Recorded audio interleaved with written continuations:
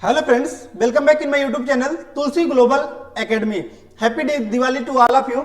आज के इस वीडियो लेक्चर में हम लोग आरपीएफ एसआई के पीवाईक्यू यानी कि प्रीवियस ईयर क्वेश्चंस जो भी आपके पूछे गए हैं आज के इस वीडियो लेक्चर में हम लोग उसी के बारे में डिस्कस करने जा रहे हैं। जैसे कि यहाँ पर देख सकते हैं, पहला क्वेश्चन आपके सामने देखने को मिल रहा होगा।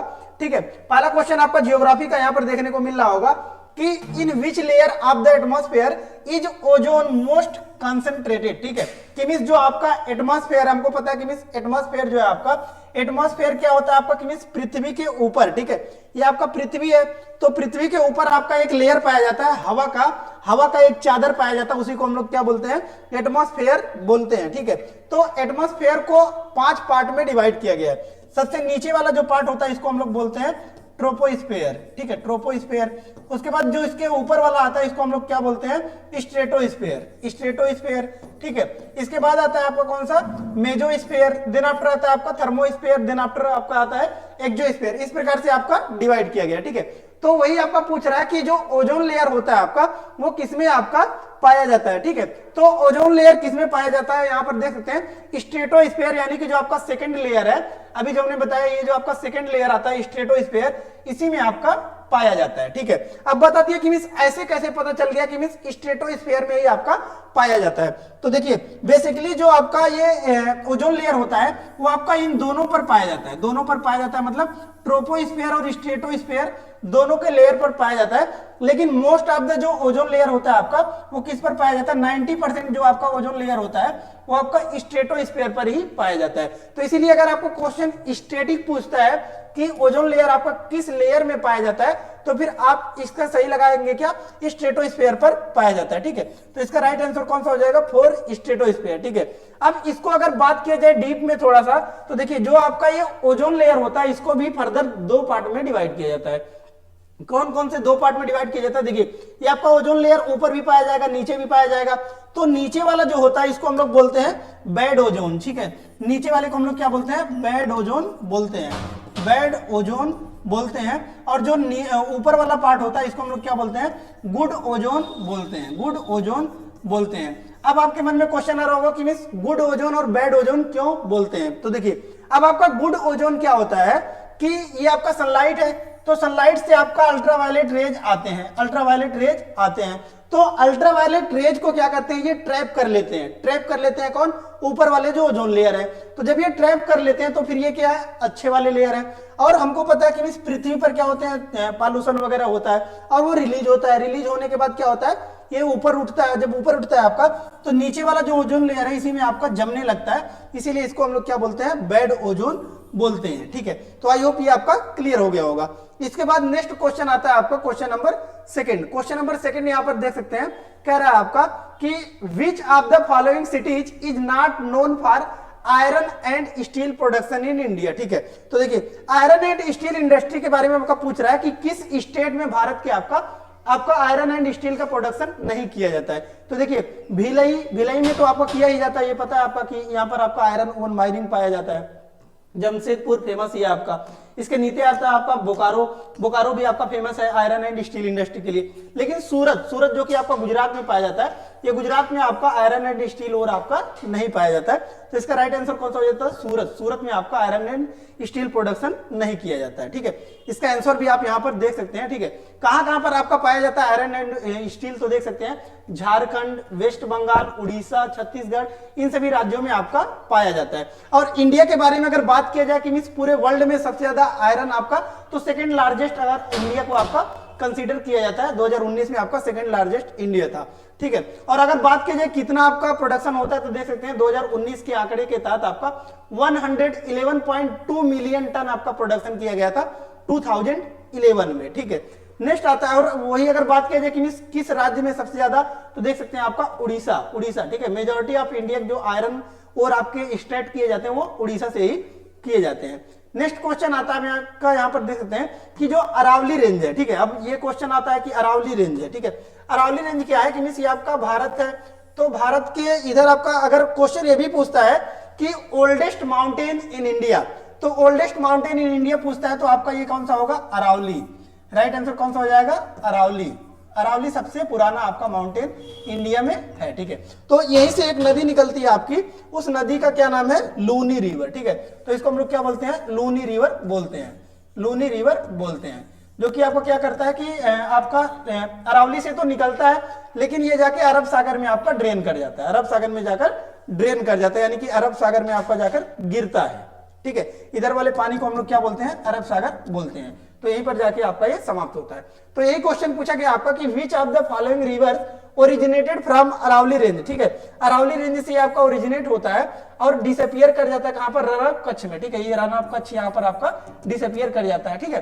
तो ये आपका कौन सा रिवर है, लूनी रिवर, जो कि आपका अरावली रेंज से निकलता है और जाके आपका रन ऑफ कच्छ में डिसअपियर किया जाता है। तो यहाँ पर देख सकते हैं लूनी का आप ओरिजिनेशन भी देख सकते हैं, यहाँ पर आपका लूनी आ रहा है और यहाँ पर जाके रन ऑफ कच्छ है आपका, यहाँ पर आपको क्या हो जाता है, ये डिसअपियर कर जाता है, यानी कि समाप्त हो जाता है। नेक्स्ट क्वेश्चन यहां पर देख सकते हैं कि कहां पर जो है आपका कह रहा है कि which of the following regions is known for oil extraction in India, ठीक है। कि इंडिया में आपका कहां पर ऑयल एक्सट्रैक्शन यानी कि आपका तेल यहां पर कहां पर निकाला जाता है। तो देखिए भारत, यह है आपका भारत, तो भारत का आपका जो मुंबई हाई रीजन है, मुंबई हाई रीजन जो है, ठीक है, यहाँ पर आपको मुंबई हाई रीजन जो है, यहां से आपको क्या किया जाता है, ऑयल का एक्सट्रैक्शन किया जाता है, ऑयल का एक्सट्रैक्शन आपका किया जाता है। तो यही क्वेश्चन आपका पूछा गया है कि भारत के कहां से जो है आपका ऑयल का एक्सट्रैक्शन किया जाता है। तो मुंबई हाई रीजन से आपको क्या किया जाता है, ऑयल का एक्सट्रैक्शन किया जाता है। और कब से किया जाता है, तो ये भी आपका देख सकते हैं 1974 में आपका यहाँ पर पाया गया था और 1976 से आपका ये निकाला जा रहा है। देख सकते हैं कि किसके द्वारा, oil and natural gas corporation, ONGC का फुल फॉर्म भी अगर आपसे पूछता है तो आप लिख सकते हैं oil and natural gas corporation के द्वारा आपका यहां से आपका निकाला जाता है, ठीक है। अब यहां पर बात की जाए कि कितना निकाला जाता है, तो देख सकते हैं आपका कि बात कर रहा है दो रीजन्स में आपका निकाला जाता है, एक तो नॉर्थ में है आपका, ठीक है, नॉर्थ में आपका, और दूसरा आपका साउथ में, ठीक है। मुंबई हाई नॉर्थ आपका यानी कि ऊपर वाला इलाका, और नीचे साउथ वाले से, दोनों जगह से निकाला जाता है, ठीक है। और कितना आपका यहाँ पर देख सकते हैं 1659 मिलियन मेट्रिक टन आपका यहाँ से प्रोड्यूस किया जाता है एनुअली, वो भी, ठीक है, यानी कि एक वर्ष में इतना आपका प्रोड्यूस किया जाता है। नेक्स्ट क्वेश्चन आपका आता है कि which of the following is oldest production unit of the Indian railway, ठीक है। कि भारत के जो भी आपके पार्ट पुर्जे बनते हैं वो आपका सबसे पुराना कौन सा है आपका जो प्रोडक्शन इसका करता है। तो ये यहाँ पर देख सकते हैं चितरंजन लोकोमोटिव जो वर्क है आपका, चितरंजन लोकोमोटिव वर्क, वो जब भारत आजाद हुआ था, भारत आजाद हुआ था उसी के समय से ये आपका वर्क कर रहा है। तो ये आपका चितरंजन लोकोमोटिव वर्क इसका राइट आंसर हो जाएगा। यहाँ पर देख सकते हैं चितरंजन लोकोमोटिव वर्क्स आपका काम कर रहा है। कब से कर रहा है, तो देख सकते हैं प्रोडक्शन आपका 26 जनवरी 1950, यानी कि देख सकते हैं भारत आजाद हुआ तभी से ये आपका जो है काम कर रहा है। तो अगर पूछता है सबसे पुराना कौन है आपका वर्क कर रहा है, तो यहाँ पर देख सकते हैं चितरंजन दास। नेक्स्ट आता है आपका कि bauxite is widely distributed in Ranchi, Jamshednagar, Jabalpur, Kolhapur and Shevaroy hills as surface deposits occur in these area where, मतलब ये कहां पर पाए जाते हैं, ठीक है। तो देखिए ये जहां पर आपका लेटराइट सॉइल्स पाए जाते हैं, लेटराइट सॉइल, ठीक है, लेटराइट सॉइल जहां पर पाए जाते हैं वहीं पर आपको क्या होता है, बॉक्साइट का फॉर्मेशन होता है। इसीलिए आपको कह रहा है कि ये आपका बॉक्साइट का फॉर्मेशन कहां पर होता है, तो जहां पर आपका लेटराइट सॉइल पाया जाएगा वहीं पर आपको क्या होता है, बॉक्साइट का फॉर्मेशन होता है। इसीलिए कह रहा है आपका कि रांची, जामनगर, जबलपुर, कोल्हापुर, सेवराय हिल्स, इन सभी रीजन्स में आपको क्या होते हैं, बॉक्साइट के डिपॉजिट्स पाए जाते हैं। तो बॉक्साइट के डिपॉजिट्स इसीलिए पाए जाते हैं क्योंकि यहां पर आपका लेटराइट सॉइल पाया जाता है। इसका आंसर भी आप यहां पर चेकआउट कर सकते हैं, लेटराइट सॉइल जहां पर पाया जाता है वहीं पर आपको क्या होता है कि बॉक्साइट आपका पाया जाता है। लेटराइट का मीनिंग अगर बात की जाए कि क्या होता है, तो देख सकते हैं ब्रिक, लैटिन वर्ड में आपका इसको ब्रिक माना जाता है, ठीक है। और लेटराइट सॉइल आपका कहां कहां पर पाया जाता है, तो देख सकते हैं आपका वेस्टर्न घाट में आपका पाया जाता है। इंडिया का ये जो आपका वेस्टर्न घाट है यहां पर भी आपका पाया जाता है। कुछ ईस्टर्न पार्ट में भी आपका पाया जाता है, ईस्टर्न घाट में भी पाया जाता है, राजमहल हिल में भी पाया जाता है, विंध्यन, सतपुड़ा, मालवा प्लेटू, ठीक है, विंध्यन, सतपुड़ा, मालवा सब में भी आपका, इन सभी रीजन्स में भी आपका लेटराइट सॉइल पाया जाता है। तो ये भी आपको कंसीडर करना है। नेक्स्ट क्वेश्चन आपका आता है the Gobi desert separates the border of the two countries, one of them is China which is the other country, ठीक है।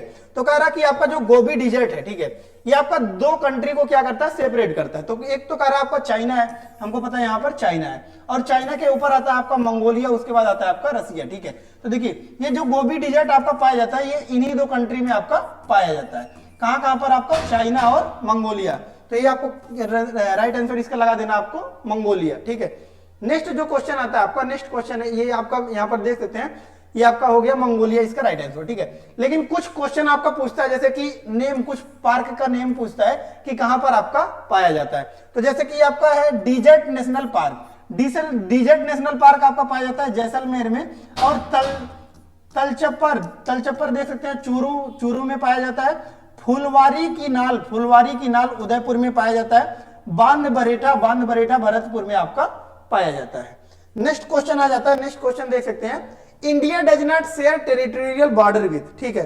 तो देखिए ये आपका क्वेश्चन पूछ रहा है कि भारत जो है आपका वो टेरिटोरियल बॉर्डर मतलब कि जमीन के साथ किस कंट्री के साथ बॉर्डर शेयर नहीं करता है। तो देखिए भारत जो है वो कंट्री, अगर टेरिटोरियल बॉर्डर बात किया जाए तो 7 कंट्रीज से आपको क्या करता है, टेरिटोरियल बॉर्डर पर आपका शेयर करता है। कौन कौन से कंट्री है, पहला तो आपका आ जाता है पाकिस्तान, यहां पर आ जाता है आपको कौन सा, पाकिस्तान के जस्ट ऊपर आ जाता है आपको कौन सा,